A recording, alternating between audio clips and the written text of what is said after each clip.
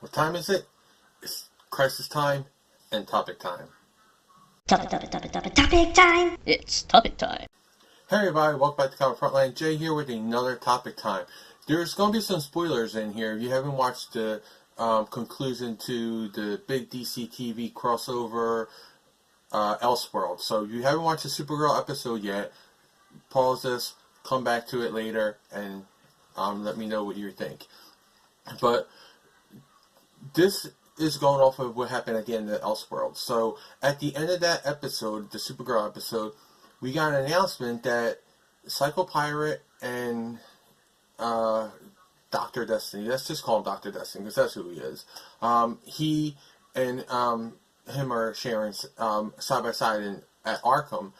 And then we get the announcement at the very end that coming fall 2019, Crisis on Infinite Earths. So yes, we are finally getting Crisis on Infinite Earths. This is something that's been teased about since the very first season of The Flash, where we find out that there's a newspaper dated April 23rd, 2024, where the Flash has disappeared in the Crisis. Now, everybody is assuming that that meant the Crisis on Infinite Earths. That could also mean another crisis could come in 2024. We don't know.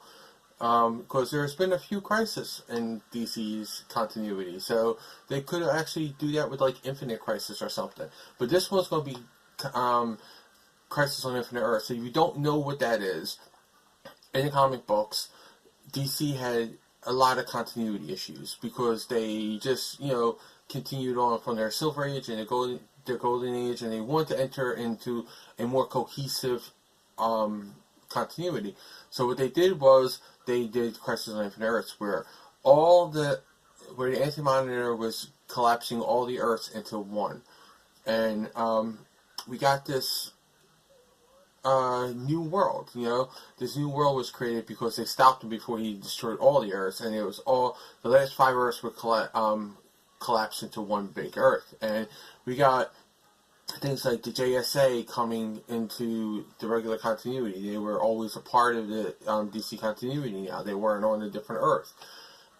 We have Superman being the last Kryptonian ever. There was no Supergirl from Krypton. There was no Super Pets. There was nothing. Just Superman.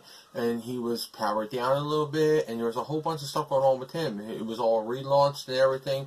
Wonder Woman was relaunched, Everybody got a little bit of a new flavor to them in there. So, the big thing, though, is about the worlds colliding, collapsing onto each other, joining. They're merging. So, that's a big thing with DCTV, because right now we have at least 3 different Earths that are all, out there, on the TV, at least. We have Earth 1, which is that main Arrowverse, which is, you have Arrow, you have Legends of Tomorrow, you have The Flash, and you have the new Batwoman show, all coming on there. So there's 4 shows. Then you got Earth 38, which is Supergirl. Now, there's also the Black Lightning show, which is all the way over here in its own little orbit, its own little universe, unnamed Earth. And, of course, we always have the Earth 2, the Earth this, and the Earth that we've explored throughout the Flash series. Now, if these all merge, Supergirl and the Flash and Arrow will all have one Earth now. They will all be on one Earth. So that means Superman and the Flash can be on the Justice League together, Supergirl can be teaming up with Batwoman all the time. We can have these little crossovers where Barry and Kara have a crossover again. The DEO and Argus could become something, they can form an alliance or something. So we have all these possibilities. We also have things like Jay Garrick could come over from Earth 2, and he could be the Justice Society of America. We can have that. We also explored that a little bit in Legends of Tomorrow. So there is a Earth 1 Legend Justice Society, but there was no mention of Jay Garrick. So Jay Garrick can come over on there, and it could be formed again. And maybe we can see a modern-day Justice Society in there. That would be really cool. So there's all these possibilities that could happen with the Crisis on Infinite Earths. But the big thing is that they never really reveal what the next crossover is going to be this early. Normally they wait until the like San Diego Comic-Con before they start to tease us with it. And they start to tell us a little bit about it. Then we start getting news as the as they are starting to tape those episodes, because that's right around the time that they're starting to get ready to tape those episodes, or at least close to it. So this is a huge advance. So we're not sure what's actually going to happen.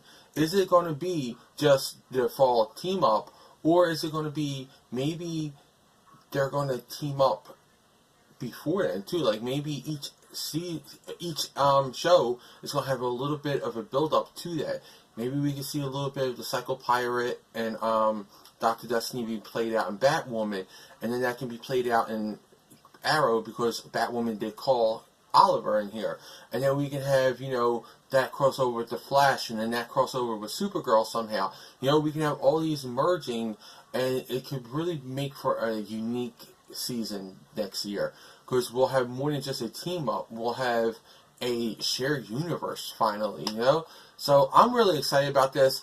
The only bad thing about this is that we have to wait a whole year to do that, because they're just taking their mid-season hiatus now. So we got all the rest of the season to go through, and then we got all summer break, and then we got them coming back, and then we got to next December, to get that episodes. And it would be also weird, because how many shows are going to be a part of this? Is it going to be just Arrow and Flash and Supergirl again, or is Legends coming back for this team up? That would make 4 shows again. And they had a hard time, they said, with doing 4 shows. But then you also have Batwoman, who's in there in this shared Earth.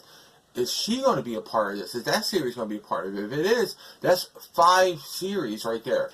And if they actually do acknowledge Black Lightning next year, will that be a part of it? That would be 6. That would be a monumental undertaking. No show has ever done 6 shows combining into one special.